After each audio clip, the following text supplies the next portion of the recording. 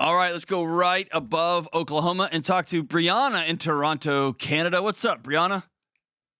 Hi, Dr. John. I'm one of the original 17 listeners. Yeah. I'm glad that you're still with us. We're down to like 4 now, so we're losing listeners like crazy.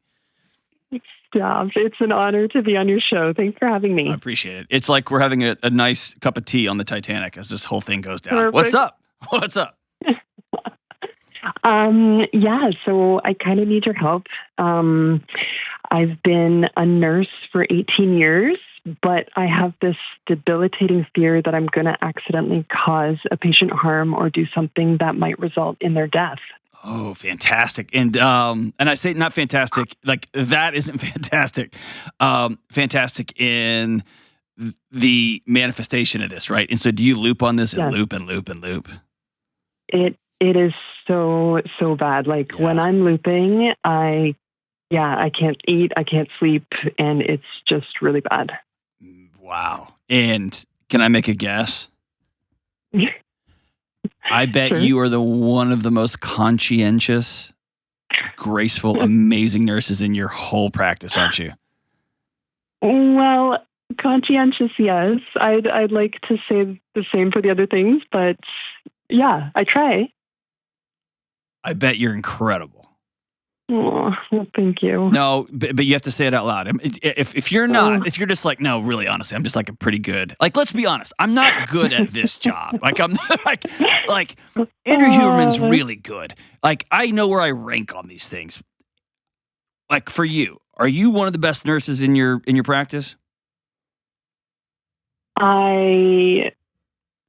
Well, to be honest, I'm like, this is a thing. I've like jumped into a new role thinking that I had the anxiety under control. Okay.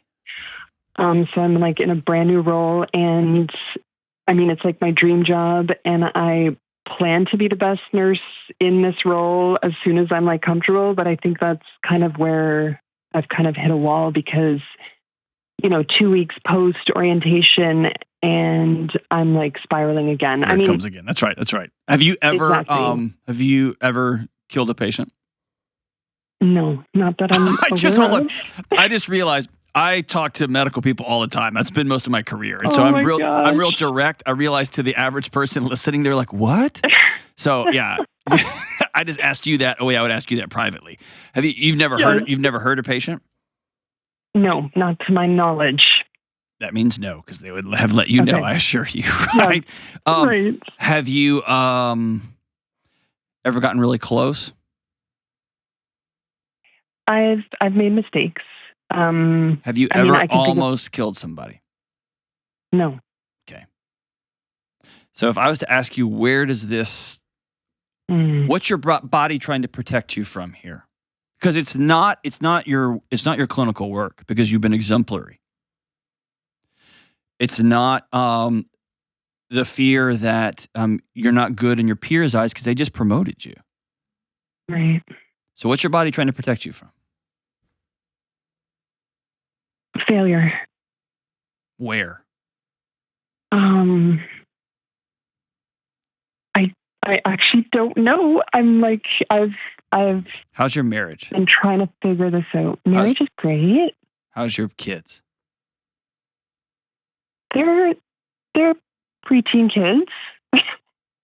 How's the balance of being an amazing nurse who just got promoted into your dream job while also trying to manage, can I have a snack? Can I have a snack? Can I have a snack? And also manage, hey, are we having sex tonight? Come on, it's been like 2 days. I know. The struggle is real. How's your finances? Sure. Amazing. Okay. Thanks to the Dave Ramsey show. Okay. So here's what I'm getting at. Often, not always, but often, that paralyzing anxiety lands on a particular thing. Mm-hmm. And we try really hard to solve that thing, and the thing was never the issue. The issue is our body is screaming at us that we're not safe in some aspect of our life. The things aren't working, and it just lands there. And you have probably solved for it before, and it will move to a new thing. Mm-hmm. Like maybe it was maybe it was just a simple putting in a line and you finally like breathed through it. Like you did your own miniature exposure therapy. I am putting this line in gently and calmly and it's perfect. Good. And then it would move to something else. Did I miss that? Did I put the heart monitor on right? Did I put it on right? I'm going to miss the heart monitor. I'm going to have to go back and it's just going to keep moving on you. But it's because that's not ever the issue. Mm-hmm. Well, I have noticed a trend, to be honest, like when I look back at kind of periods of my life where this has kind of resurfaced, it's always when I've kind of met my stress threshold, just like in life. So you're absolutely right. Like it's always like, so this most recent time was like, I was just orientating full time for X amount of weeks, learning all this new knowledge, and then bam, Christmas holidays on top of that. And that's when I just kind of spiraled, you know? What about the holidays makes you spiral? Well, to be honest, it was just the sheer volume of things to do, the to-do list. The to-do list, yeah. I may be wrong, but I don't know if I fully believe you. No. Because a really busy to-do list without a lot of consequences is just a long list. Mm-hmm. But if you have parents or a mom and a dad that will really get on to you if you're not doing it right, mm-hmm. if you have a husband who's wonderful, except when you don't make the reservation that I told, and all of a sudden, you're a 9-year-old little girl again getting yelled at by your dad. Do you see what I'm saying? Yeah. Sometimes holidays bring out a lot of, it's not just the list of things I got to go do. It's the consequences or the perceived consequences of what happens if I don't do all these things.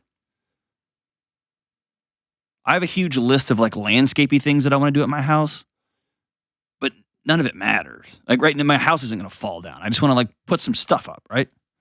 Mm-hmm.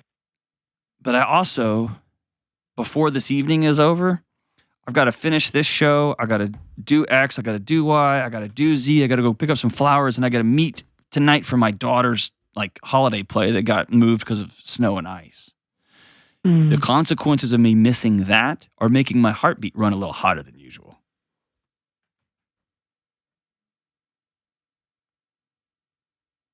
Yeah. So what am I missing? Well, I mean, thankfully, I don't know. There's nothing that's gonna come falling down, you know, like no family dynamics that are necessarily like anything I'm afraid of, but just not doing it right. Could it be that I just put that on myself? Like, Yes. I don't know. Yes. Where'd that story come from that you do it all wrong? Or maybe even a different story. There's only a right way to do this, Brianna, Mm-hmm. and you're not doing it the right way. And you're like, yeah, but I'm doing it my way. My way's great, and I get good grades, and I'm doing it good, and I'm making people happy and feel good. There's a right way. You've probably been sitting on that story for a long time, haven't you? I have. Yeah. That story's going to kill you. It is. I mean, it is. Yeah. You're going to stress yourself into any sort of, any number of numbing behaviors. It's going to allow you to not have to deal with that. Mm-hmm. And I fear, like, I don't want to pass that on to my kids, you know? Yeah. Yeah, totally. How old are your kids? 14, 11, and 8. Okay. Do you have a daughter in the mix? I do. How old? She's 11. Tell me about your life when you were 9, 10, and 11.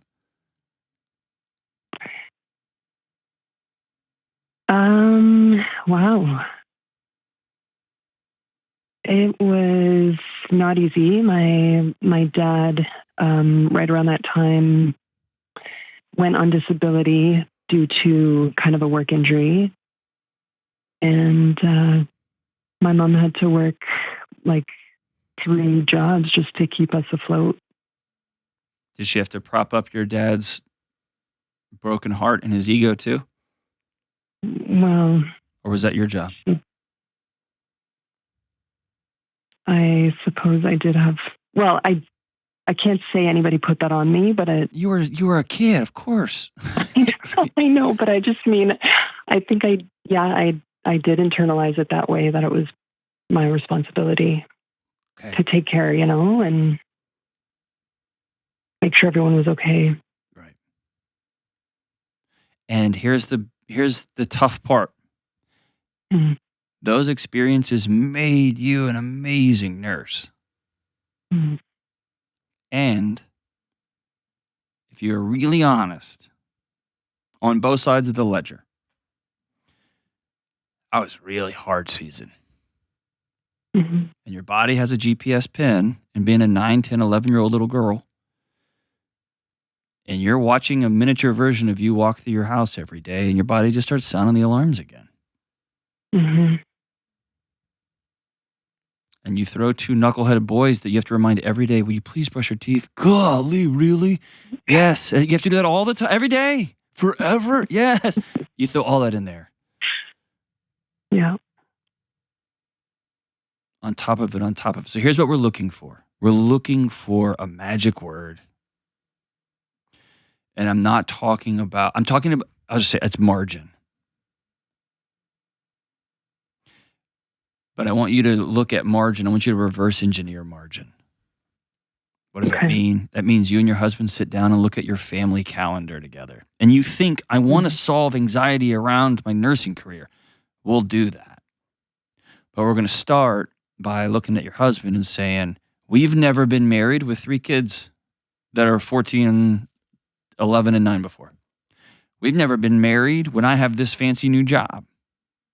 So now we got to rebuild our marriage into something cool and awesome because it's new. It's all new. What do I need in this world, in this new marriage? Because it's different than the marriage that we both had when we got married. And I want you to look at your family calendar. And my guess is y'all do a lot. Y'all got to be a lot of places all at the same time. You got it. And so we're going to reverse engineer it, and we're going to say you and me go on the calendar first. You're smart, your husband's smart, you're compassionate and loving, your husband's compassionate and loving, your kids are going to be fine. So they're going to get one thing during this season after school. 1, maybe 2. You see what I'm saying? And we're just going to reverse engineer this thing. Right. And we're going to create some financial margin. If finances is good right now, cool. They may be really good, and you just need to remind your 11-year-old self, money used to be really, really scary, and now things are different now. So when I feel that tension coming up, I had that too. Grew up with not a lot. My life has changed. I'll put a fist in my chest. And I'll say, wasn't good then, but it's okay now. We're okay now. I had a plumbing issue today that my wife called somebody, and my first impulse was, dude, I was going to do that on Sunday when I get back. We're okay. We can afford that. Yeah. Right? Yeah, no, that's it. That's exactly what my body does. Yes. When anything comes my way. So what we're going to do is we're going to both acknowledge that feeling, and then we're going to attack it with data, with truth, with honesty. Is this true? I have it on my desk right now. If you're watching this on YouTube, I keep a journal with me all the time, and I write down those things. Is this true? I have time to fix the water system PVC pipe that cracked during the ice. Is this true? No, it's not. It's not. I don't have the money to pay somebody to come do this. Is that true? No, that's not true. I do. Right. Right? And here's my promise. Mine was the monetary system, was economics. Yeah. And then it moved to something else. And then it moved to something else. And then I kept getting promoted, which meant I had to deal with more budgets and more people and more economic pressure and more revenue accounts and more expense accounts. And I'd get more anxious and more anxious. And then I'd get promoted again and I'd get more budget. Right? See what I'm saying? And the more I tried to solve it, the more it got spun louder and louder because my body was saying, you're missing what we're trying to tell you. You keep trying to find the smoke detector. We're trying to tell you that the house is on fire. Does that make sense? It does. Okay. Hear me say this with all my heart. You're not broken.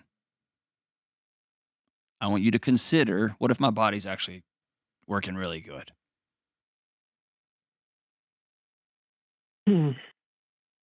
That's hard in the middle of the night, you know? Oh, yeah, it is. Yeah, it is. But if you don't give your body a chance to stop, if you don't give your brain a chance to breathe, if you don't give yourself a chance to write down some of these stories until your head hits the pillow, it has to cycle them all out. Right. And it's going to take till 2 a.m. to get those done, right? Think about this. If your finances aren't good, if there's a conversation in your marriage you have to have, if we just have to come back together on our parenting stuff, if you need to write a letter to 11-year-old you and let that little girl go play. She's been dealing with your dad for 40 years. Let her go play. Then your body would be failing you if it let you sleep all night. Exactly. Right? And so it's actually doing its job by waking you up every night. Now when I wake up at 2 a.m., I smile and go, what are you getting me up for? Because it's not doing it to be mean. Your body also knows how desperate you need sleep. But right now it thinks it's going to die. Well, let's go figure out why you think you're going to die, buddy. Finances, now we're good. Time with friends. When's the last time a friend called you to come have dinner and you went and just hung out? Yeah, not too long ago. Okay. I definitely, you know what? I've been prioritizing many of those things, and Excellent. honestly, thanks to the advice you give on your show, Awesome. to help put things in perspective. So do this for me. Hang on the line. I'm going to send you a copy of Building a Non-Anxious Life. I want you to get online. I want you to go to johndelony.com and take the anxiety test. Okay? I want you to take it. And it will at least, it's not a diagnostic tool in any sort, but it will give you a direction. It will point you like an arrow towards, look here. See if this particular part of my life is out of whack, or if my body's trying to get my attention here. The results we've had people come in, it's blown me away. It's turned out to be a better tool than I thought it was going to be coming out of the gate. Go check that out. I think it's johndelony.com/test or anxiety test, something like that. But Google that and you can find it. Check that out. But I want you and your husband to sit down together and ask yourself, okay, what if my body's telling me the truth? What if I'm not safe somewhere? Or it's at least identified some places where I'm not safe. What could those be? And it may be as simple as you writing a letter to your 11-year-old self and maybe reading it to your 11-year-old daughter. Because she's not you. You had it really hard. And you've worked really hard so that she doesn't have that same experience. Maybe it's time to let her go play. All that told, you're a pretty amazing woman. You're pretty amazing. Head directly in to the alarms, to that anxiety. Directly into it, even when it's scary, even when it's terrifying, even when you think you can't. Because healing's on the other side of whatever that alarm is trying to get you to run from.